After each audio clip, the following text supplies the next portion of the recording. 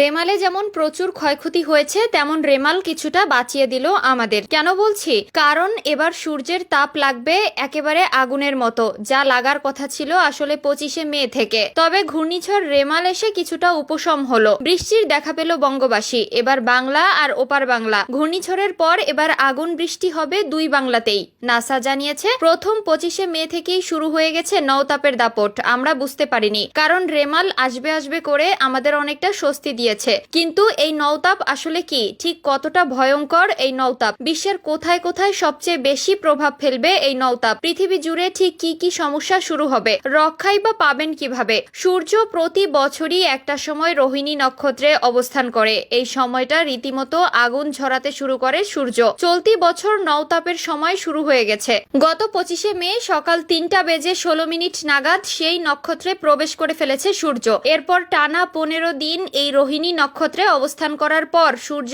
পা রাখবে মৃগশিরা নক্ষত্রে। এই সময়টা সূর্যের প্রখর তাপে জ্বলে পুড়ে যাবে সবকিছু। কিছুটা স্বস্তি আমরা পেয়েছি, তবে বিজ্ঞানীরা বলছেন শীঘ্রই শুরু হয়ে যাবে তাপ ও প্রবাহ, যার মধ্যে আগামী 15 দিন সবচেয়ে বেশি উষ্ণতা ছড়াবে সূর্য। প্রভাব পড়বে সারা বিশ্বে। আগামী 15 দিনের মধ্যে প্রথম 9 দিন গরম থাকবে মারাত্মক। বিজ্ঞানের ভাষায় এই 9টা দিনকেও নওতাপ বলা হচ্ছে। চাঁদে ফাটা গরম পড়বে এই সময়টায়। ব্যাখ্যা হিসেবে জানানো হয়েছে রোহিণী নক্ষত্রে অবস্থানকালে প্রথম 9টা দিন সূর্য পৃথিবীর দূরত্ব সবচেয়ে কম থাকে।